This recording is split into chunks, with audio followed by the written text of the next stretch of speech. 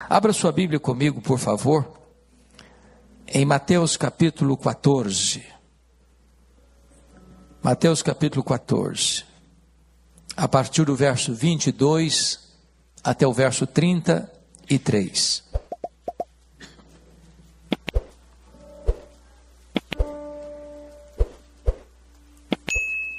Está escrito: logo a seguir, compeliu Jesus os discípulos a embarcar e passar adiante dele para o outro lado, enquanto ele despedia as multidões. E despedidas as multidões, subiu ao monte a fim de orar sozinho. Em caindo a tarde, lá estava ele só. Entretanto, o barco já estava longe, a muitos estádios da terra, açoitado pelas ondas, porque o vento era contrário. Na quarta vigília da noite, foi Jesus ter com eles andando por sobre o mar. E os discípulos, ao verem-no andando sobre as águas, ficaram aterrados e exclamaram: é um fantasma! E tomados de medo gritaram. Mas Jesus imediatamente lhes disse: tende bom ânimo, sou eu, não temais. Respondendo-lhe Pedro, disse: se és tu, Senhor, manda-me ir ter contigo por sobre as águas. E ele disse: vem. E Pedro, descendo do barco, andou por sobre as águas e foi ter com Jesus. Reparando, porém, na força do vento, teve medo. E começando a submergir, gritou: salva-me, Senhor. E prontamente Jesus, estendendo a mão, tomou e lhe disse: homem de pequena fé, por que duvidaste? Subindo ambos para o barco, cessou o vento. E os que estavam no barco o adoraram, dizendo: verdadeiramente és Filho de Deus. Amém. O tema que eu quero tratar com vocês é: não desanime. Jesus está no controle. O contexto desta passagem enseja-nos dois fatos. Primeiro, Jesus estava numa fase tão intensa do seu ministério, com as demandas tão grandes das multidões que o procuravam, doentes, famintas, aflitas, que diz a Bíblia que Jesus não tinha tempo para comer. Não bastasse essa agenda tão congestionada, Jesus recebe uma trágica notícia: o assassinato cruel do seu precursor, João Batista, preso na masmorra de Maquerós, arrancado da prisão e degolado pela espada dos soldados de Herodes Antipas. Diante desse cenário, Jesus tomou a decisão: sair com seus discípulos para um lugar ermo, para um tempo de descanso. Diríamos nós hoje, para uns dias de férias. Férias não é luxo, é necessidade. Mas houve um furo de agenda, um furo de imprensa. A notícia vazou. E quando Jesus chega no local, lá estava uma grande multidão à espera de Jesus. E diz a Bíblia que Jesus olha para essa multidão, se compadece dela, porque eram como ovelhas sem pastor, e passou a ensinar, passou a curar os seus enfermos. Quando o dia já se declinava, e os discípulos de Jesus, do topo da sua pretensa sabedoria, sentiram-se no dever de dar conselhos a Jesus. E chegaram e disseram: mestre, esse lugar é ermo, o dia vai declinar. Está aqui essa grande multidão, aqui não tem supermercado, aqui não tem padaria, aqui também não tem dinheiro para comprar comida para tanta gente. Então o mais sensato a fazer é: manda esse povo voltar para casa, manda esse povo embora. E Jesus os choca dizendo: dai-lhes vós mesmos de comer. Bom, mas eles não têm dinheiro para comprar comida, eles não têm lugar para comprar comida. Eram 5.000 homens, além de mulheres e crianças, em torno de umas 12.000 pessoas. Eles tinham a receita de 5 pães e 2 peixinhos para uma despesa de 12.000 pessoas. Bom, o que o homem não pode fazer, Jesus faz. Ele multiplica os pães, ele multiplica os peixes, entrega aos discípulos e os discípulos distribuem para aquela grande multidão. É depois desse fato que o nosso texto começa dizendo, logo a seguir. Logo a seguir o quê? Logo a seguir esses fatos que eu estou relatando. Logo a seguir, compeliu Jesus os discípulos a embarcar e passar adiante dele para o outro lado, enquanto ele despedia as multidões. O verbo compelir é forte. Compelir significa obrigar, mandar. Não é sugerir, não é aconselhar, não é pedir. É dar uma ordem peremptória. A grande questão no texto é por que Jesus tira os discípulos de cena. Por que Jesus não permite que os discípulos fiquem com ele? Por que Jesus não vai com os discípulos? Por que Jesus necessariamente requer e exige que os discípulos saiam desse cenário? Mateus não responde essa pergunta. Mas a resposta está em João 6, versículo 15, texto paralelo desse. E a razão foi porque, logo que a multidão foi alimentada, diz a Bíblia que essa multidão vem para arrebatar Jesus, para fazê-lo rei, um Messias político, um Messias que viria apenas para resolver os problemas do aqui e do agora, um Messias apenas operador de milagres, um Messias que viria apenas para encher a panela do faminto, vestir o nu, libertar os cativos, curar os enfermos. E Jesus não queria que os seus discípulos fossem expostos a essa agenda tentadora. Porque, não obstante, ele veio fazendo bem, libertando os oprimidos do diabo, os cegos viram, os surdos ouviram, os mudos falaram, os coxos andaram, os leprosos foram purificados, os mortos ressuscitaram, mas ele veio precipuamente para morrer na cruz pelos nossos pecados e ressuscitar para a nossa justificação.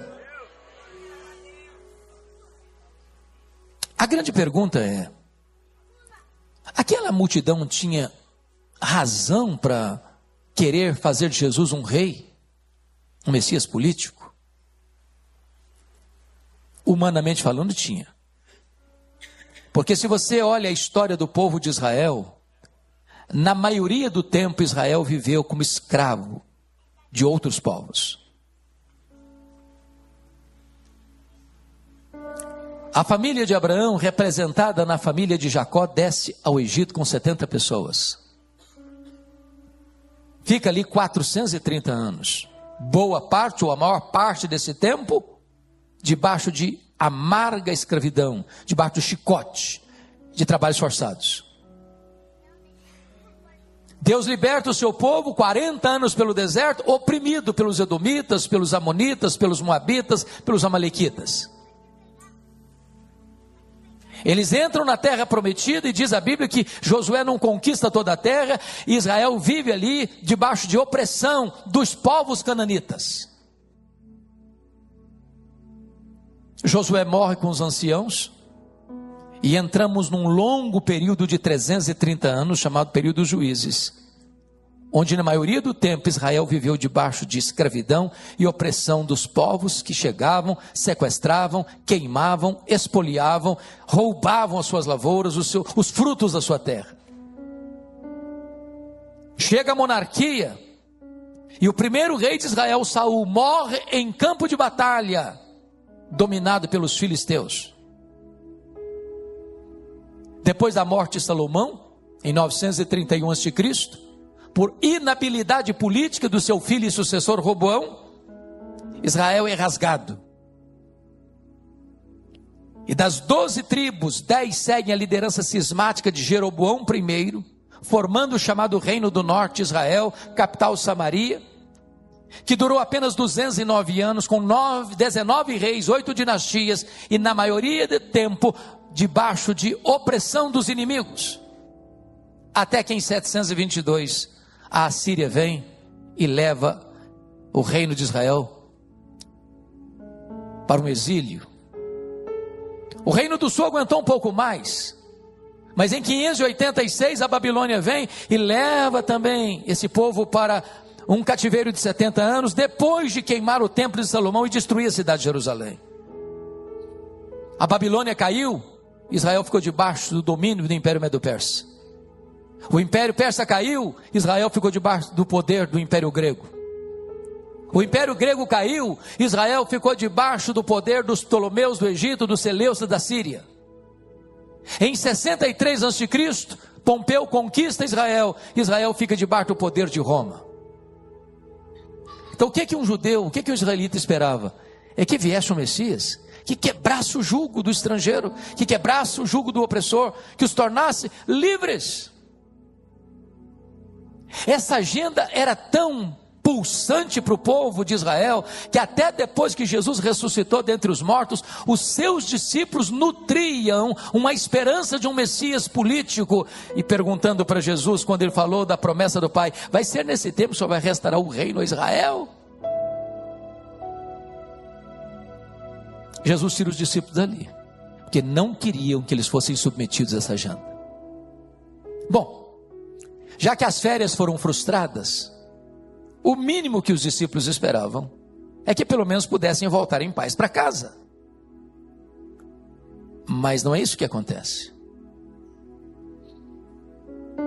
E aqui nós encontramos algumas tensões, irmãos. E a primeira tensão que eu vejo aqui é a tensão de conciliar a ordem de Jesus com a adversidade. Porque qual é a nossa perspectiva humana?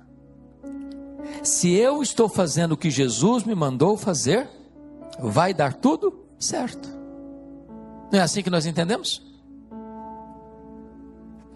Quem nasceu numa igreja cristã, cresceu num berço evangélico, se lembra do cântico que aprendemos lá na infância: com Cristo no barco tudo vai muito bem.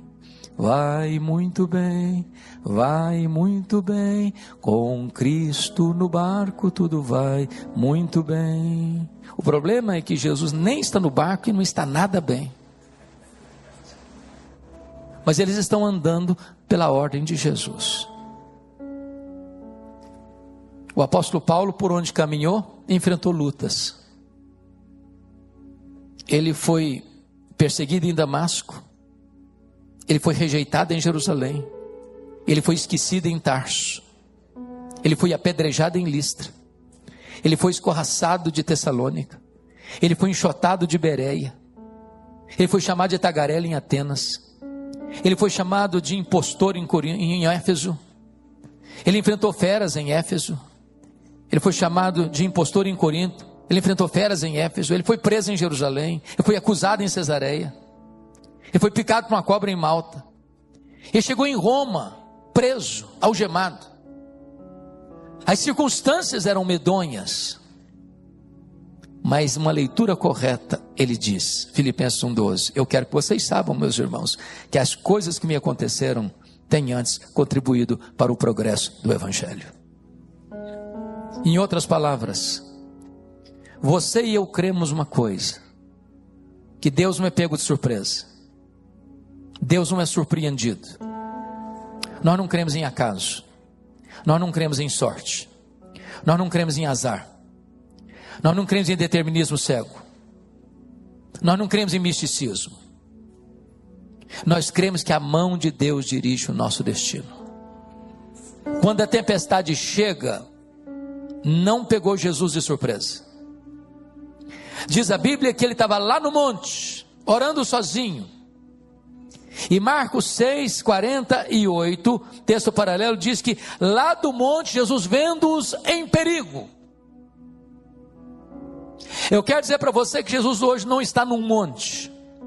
Jesus está à direita de Deus Pai como grande sumo sacerdote, e Ele está olhando para a sua vida e vendo você em perigo, e Ele está intercedendo por você. Então entram as lições do texto que passo a relatar a partir de agora. A primeira lição do texto que eu encontro aqui é que nas tempestades da nossa vida, e elas são inevitáveis, e elas são imprevisíveis, e elas são inadministráveis, nas tempestades da nossa vida, Jesus sempre vem ao nosso encontro. Ele não chega atrasado, mas Ele vem no seu tempo, Ele vem do seu jeito, Ele vem não pela determinação da nossa agenda. Porque às vezes, irmãos, nós queremos que Deus haja do nosso jeito e no nosso tempo. Mas Ele sempre vem. Às vezes nós somos como Naamã, lembra do Naamã? Quando ele foi a Israel para ser curado por Eliseu, ele escreveu a liturgia do culto dele, de cura. Ele esperava que Eliseu aparecesse, botasse a mão, impusesse as mãos e fizesse todo um ritual. E a Bíblia diz que quando ele foi a Eliseu, Eliseu nem saiu de dentro da casa. Mandou um recado para ele, fala lá com o famoso general, para ir lá no Jordão e mergulhar 7 vezes. Ele ficou revoltado. Ele já tinha feito o culto, a liturgia do culto da cura dele. Ele queria que Deus fizesse, mas fizesse do seu jeito. E Deus não se submete à nossa agenda. Ele é livre, Ele é soberano, Ele é Deus. Ele vai fazer do seu jeito, no seu tempo, para o louvor da sua glória.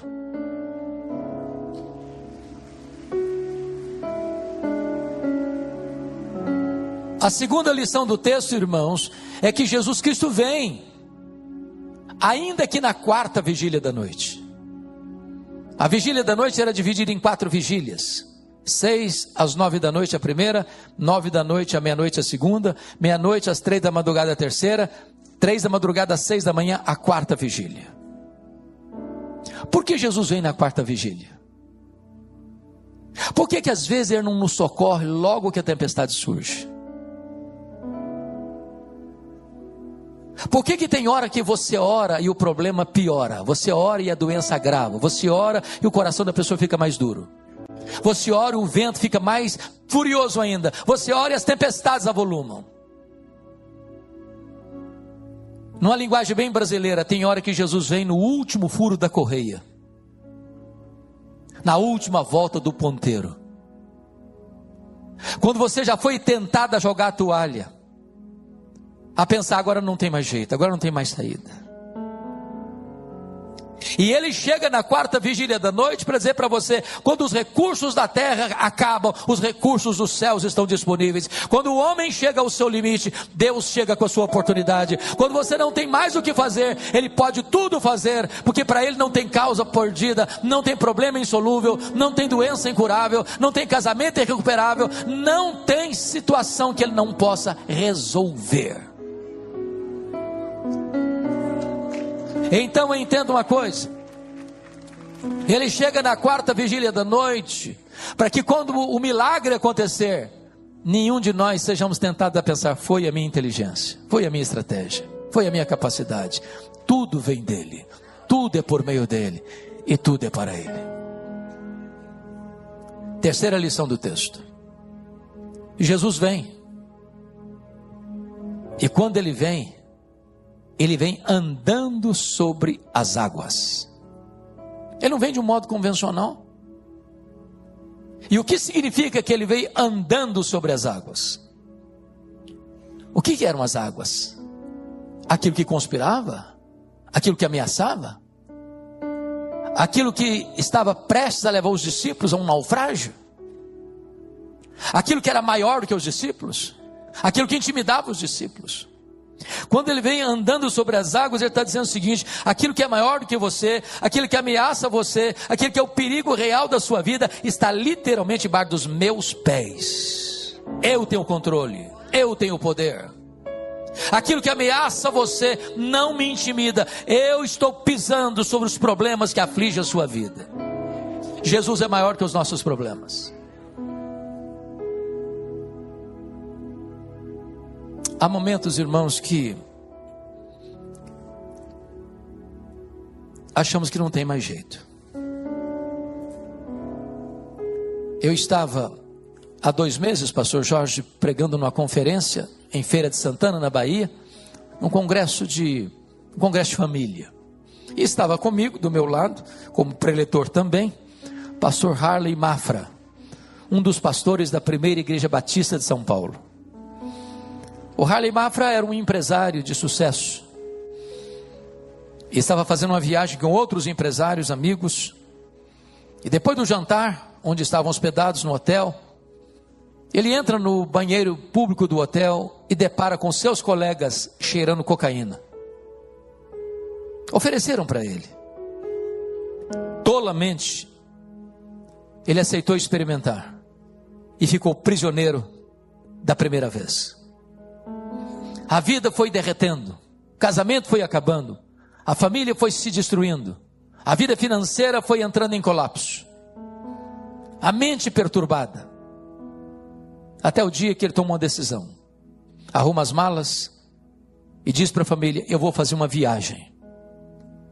E a viagem que ele fez foi para dentro das ruas de São Paulo, para viver como mendigo 7 anos, debaixo de pontes, de marquises, de viadutos, destruído pela cocaína e pelo crack, completamente arruinado. Um dos lugares que ele passava as noites frias de São Paulo era debaixo da marquise da primeira igreja batista de São Paulo. A sua família nunca desistiu dele. A sua filha ainda o procurava depois de 7 anos pelas noites e madrugadas de São Paulo. Um dia, Harley Mafra estava passando em cima de uma ponte de madrugada, completamente drogado. E uma senhora da Assembleia de Deus voltava de uma vigília de oração. E encontra com ele em cima da ponte, olha para ele e diz: ou você entrega a sua vida para Jesus, ou você morre. Ela termina de atravessar a ponte, entra numa praça, e a sua filha, que nunca desistira dele, à procura dele, passa pela praça, olha, observa, torna a olhar, reconhece: é o papai. Abriu o carro, correu, abraçou, colocou dentro do carro, levou para casa. 7 anos de tratamento em clínicas, e Jesus fez o milagre. Deus recuperou a saúde física dele, Deus recuperou a sanidade mental dele, Deus recuperou o casamento dele, Deus recuperou a família dele, Deus recuperou as finanças dele. E aquele homem que dormia debaixo da marquise da primeira igreja batista de São Paulo, hoje ele é um dos pastores da primeira igreja batista de São Paulo. Jesus chegou caminhando sobre as águas. Jesus chegou na 4ª vigília da noite, quando ninguém mais podia acreditar que algo pudesse acontecer. Jesus faz o impossível dos homens. Ele chegou aqui nesta noite, ele está neste lugar. 4ª lição do texto: Jesus vem, e ele vem para clarear a nossa mente confusa. Preste atenção nisso. Deve ter sido uma noite muito escura, e eu imagino que de repente um relâmpago luzidio abre um facho de luz na noite escura, e os discípulos olham, vem alguém caminhando sobre as ondas, e eles exclamam: é um fantasma. Ora, mas para um pouquinho. Esses homens eram apóstolos e ainda acreditavam em fantasmas? Pasmem vocês, tem crente até hoje que acredita em fantasma. Tem crente até hoje que não sai de casa sem ler horóscopo. Tem crente até hoje que fica jogando em betes.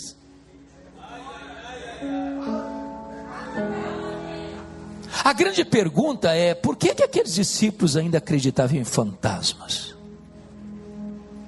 Vocês muito bem sabem que todos os discípulos de Jesus, exceto Judas Iscariotes, que era da Judéia, todos os outros eram da Galileia, da região norte de Israel, a região mais povoada de Israel na época. Tinham 204 pequenas cidades e aldeias.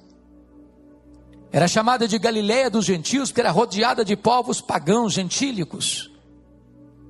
Tanto é fato, que lá em Mateus 16, logo a seguir esse texto, Quando Jesus está lá no extremo norte de Israel, lá em Bânias, onde nasce o rio Jordão, lá no sopé do Monte Hermon, lá em Cesareia de Filipe, Jesus faz uma enquete com seus discípulos e pergunta assim: quem dizem os homens ser o filho do homem? Responderam: Senhor, uns dizem que tu és João Batista, outros dizem que tu és Elias, outros dizem que tu és Jeremias, outros dizem que tu és alguns dos profetas. Mas para um pouquinho só, o João Batista já está morto, o Elias não morreu, mas foi arrebatado ao céu, o Jeremias já está morto, os outros profetas também já estão mortos. Como dizer que Jesus é uma pessoa que já morreu? É que já naquela época, naquele tempo, dominava aquela região o que se chama de metempsicose, ou transmigração das almas, ou mais recentemente, reencarnação. E Jesus vem para clarear, esclarecer, iluminar a mente confusa deles, dizer: sou eu, não tenho medo. Prestemos atenção aqui. Toda falsa teologia produz tormento. O que traz paz ao coração é a verdade. Jesus diz: conhecereis a verdade, e a verdade vos libertará. Precisamos pregar o Evangelho, porque o Evangelho é a verdade de Deus, e onde a verdade de Deus chega, o misticismo acaba. Onde a verdade de Deus chega, não se crê mais em fantasma. Onde a verdade do Evangelho chega, as pessoas são libertas desse sincretismo religioso. Quinta lição: Jesus Cristo vem, ainda que na quarta vigília da noite, andando sobre as águas, para esclarecer a nossa mente, mas também para acalmar o nosso coração. Notem vocês que Jesus disse: tende bom ânimo, sou eu, não tenham medo. Há dois registros de tempestades nos evangelhos. O primeiro deles em Marcos 4, 35 a 41, e o segundo esse aqui. O que é curioso é que no primeiro episódio, primeiro Jesus acalma o mar e o vento, para depois acalmar os discípulos. Aqui, primeiro Jesus acalma os discípulos, para depois acalmar a tempestade. E a pergunta é: por que Jesus mudou de metodologia? É porque Jesus sabe que tem horas que o nosso maior problema está do lado de fora, e tem horas que o nosso maior problema está do lado de dentro. Tem hora que a nossa maior tempestade é a circunstância, tem hora que a nossa maior tempestade é o sentimento. Jesus está aqui nesta noite para acalmar a tempestade de fora e a tempestade de dentro. Ele está aqui hoje para acalmar o seu coração e para interromper a tempestade que assola a sua vida. Ele é poderoso para trazer paz à sua alma. Ele é poderoso para estancar o medo do seu coração. E Ele é poderoso para fazer cessar a tempestade que ameaça a sua vida nesta noite, em nome de Jesus.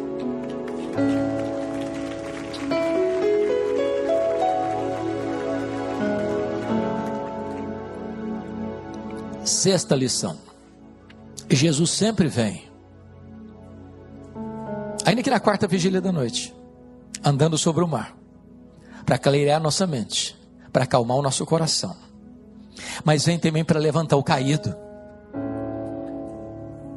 Tem gente que censura Pedro, mas eu respeito Pedro, porque daquele grupo, o único que teve coragem para dizer: se és tu, Senhor, manda-me ir ter contigo por sobre as águas, ele acreditava em Jesus. E Jesus disse: pode vir, Pedro. Que experiência incrível! O camarada pula do barco e de repente aquele mar de águas tumultuantes que estavam ali ameaçando a sua vida, viram terra firme debaixo dos seus pés. E ele caminha sobranceiro, vitorioso, olhando para Jesus. Quando de repente, reparando porém na força do vento, teve medo e começou a afundar. Não censure Pedro, porque Pedro está aqui nessa noite. Mas Pedro não está aqui entre nós, não. Pedro mora debaixo da nossa pele. O coração de Pedro bate em nosso peito. O sangue de Pedro corre em nossas veias. Nós somos Pedro. Quantas vezes você e eu já, por um minuto, tiramos os olhos de Jesus? Quantas vezes você e eu fomos tentados a olhar para a fúria do vento e começamos a afundar? Se você está afundando nessa noite, grite por socorro. Se você está afundando, clame por Jesus. Salva-me, Senhor.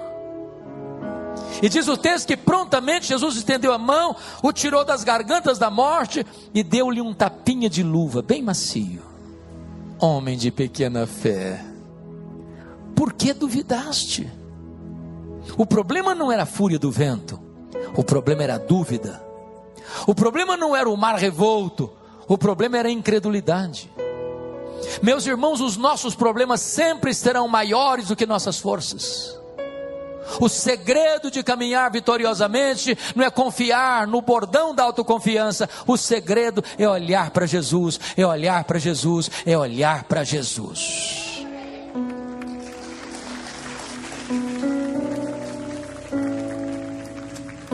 Diz o texto que ambos subiram para o barco e o vento cessou. A tempestade acabou. Tem hora que a tempestade tem que acabar. Nenhum de nós aguentaria uma viagem inteira de tempestade. E hoje Jesus está aqui. E Ele pode pôr um ponto final nessa tempestade. O texto de Mateus 14 não responde esse ponto, mas João 6,21 nos informa algo maravilhoso. Eles chegaram ao seu destino. A vida cristã é uma viagem. É por isso que John Bunyan esculpiu essa verdade numa das obras mais extraordinárias da literatura cristã de todos os tempos, O Peregrino. Aqui caminhamos por desertos tórridos, por mares revoltos, por pântanos lodacentos, por pinguelas estreitas. Mas eu preciso dizer a você que todos nós que cremos no Senhor Jesus chegaremos ao nosso destino. O Salmo 84 diz que nós vamos indo de força em força e cada um comparecerá diante de Deus em Sião. O Salmo 73 diz que Deus nos pega pela sua mão direita, nos guia com o seu conselho eterno e nos recebe na glória. Apocalipse capítulo 9 diz que quando o poço do abismo é aberto, sai dali gafanhotos numa fumaceira tal que escurece o sol, e esses gafanhotos são demônios que têm cabeça de cavalo, que tem rosto de homem, que tem cabelo de mulher, que tem dente de leão, que tem couraça de ferro e pica tão doído como escorpião. O que significa isso? Cabeça de cavalo significa que o cavalo era a mais poderosa arma de guerra da época. Rosto de homem significa inteligência. Cabelo de mulher, dentro dos cultos pagãos, que as mulheres esvoaçavam a sua cabeleira em cultos pagãos, significa sensualidade. Dente de leão significa destruição. Couraça de ferro significa que esses demônios não podem ser derrotados com armas convencionais. Diz a Bíblia que esses demônios saem para atormentar os homens, exceto aqueles que têm o selo de Deus sobre a sua vida. Eu quero dizer para você que quando você creu no Senhor Jesus, você foi selado com o Espírito Santo da promessa, e os demônios não podem atormentar a sua vida. Apocalipse capítulo 13 diz que todas as nações e todos os povos da terra vão adorar o anticristo. Todos os povos e todas as nações vão adorar o anticristo, exceto aqueles cujos nomes estão escritos no livro da vida do Cordeiro. Em outras palavras, Jesus não vai perder nenhuma das suas ovelhas para o anticristo. Todas as ovelhas de Jesus estarão guardadas e seguras nos seus braços, diante onde ninguém pode arrebatar você. Estamos salvos, estamos seguros e chegaremos ao nosso destino, às praias áureas da eternidade, à Canaã celestial, à Nova Jerusalém, à casa do Pai, ao céu de glória. Louvado seja o seu nome.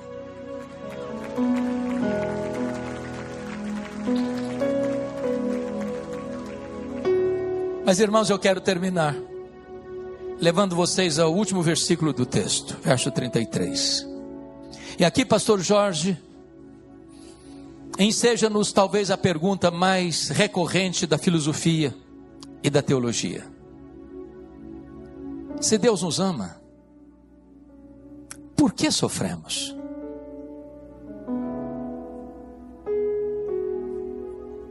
Não seria muito mais fácil uma viagem tranquila? Mar calmo, sem vento contrário? Deve ser muito mais fácil um voo, céu azul, vento brando. Por que você é crente e está sofrendo?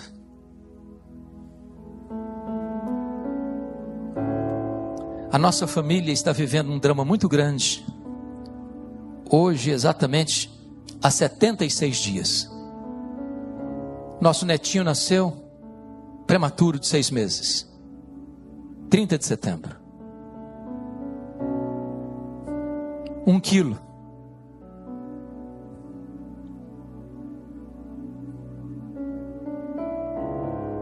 Já infectado por uma forte infecção da mãe.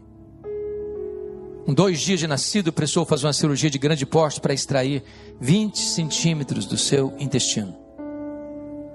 Os médicos disseram, não vai ter jeito. Ele sobreviveu. 3 dias depois, uma segunda cirurgia grave para fazer uma colostomia. Nesses tempos, várias vezes, os médicos chamaram a família para dizer o seguinte: vocês creem em Deus? Então orem, porque não tem mais nada para fazer. Por 2 vezes ele ficou 50 horas sem fazer xixi. 50 horas. E os médicos disseram, ou faz até 4 horas da manhã nessa noite, ou os órgãos entram em falência. Foram madrugadas de lágrimas, de súplicas. E Deus a cada momento nos surpreendendo com mais um milagre, com mais um milagre, com mais um milagre. E nós estamos cheios de esperança que Deus há de completar essa obra, preservar a vida dele. E se Deus o fizer, eu quero ter a alegria de passar o bastão para ele, dizer, agora é com você, meu filho. As tempestades, irmãos, não vêm para nos destruir, elas vêm para tonificar as musculaturas da nossa alma. É por isso que o verso 33 nos leva a 2 conclusões maravilhosas, porque o texto diz que quando Jesus subiu para o barco, os que estavam no barco o adoraram. Leia sua Bíblia e você notará que sempre que alguém adora, ele se curva. Ele se curva. Sabe qual é o seu, sabe qual é o meu problema? Nós temos a nuca dura demais, engessada demais. A Bíblia chama isso de dura cerviz. Mais gente se curvou na dor do que na saúde. Mais gente se curvou na tempestade do que na bonança. Mais gente se curvou no vale do que no topo do monte. Às vezes Deus faz o caminho de acesso dele ao nosso coração, conforme diz Naum, na própria tempestade. É hora de nos curvarmos e adorarmos ao Senhor. Mas a segunda razão que Deus permite a tempestade é para nos levar a um nível mais profundo de experiência com Ele. Porque o verso 33 diz assim: eles disseram, verdadeiramente és Filho de Deus. Ora, mas eles já sabiam disso. Eles já sabiam disso. Eles tinham visto Jesus fazer milagres extraordinários. Eles tinham visto Jesus curar os cegos, Jesus curar os coxos, Jesus curar os cegos, Jesus curou os surdos, Jesus curou os mudos, Jesus ressuscitou os mortos. Eles já tinham visto Jesus fazer milagres na vida de tanta gente, mas agora Jesus fez na vida deles. Na vida deles. Sabe o que significa isso? O Senhor não quer que você tenha uma experiência com Ele de segunda mão. O Senhor quer que você tenha a sua própria experiência com Ele. Às vezes, meus irmãos, nós somos como Jacó. Você lembra quando Jacó traiu o irmão, enganou o pai? Vivia até então na barra da saia da mãe. Teve que fugir de casa para não morrer. Às vezes a gente pensa que o Jacó era um adolescente. Sabe quantos anos Jacó tinha quando saiu de casa? Depois de trair o irmão, enganar o pai. Jacó tinha 77 anos.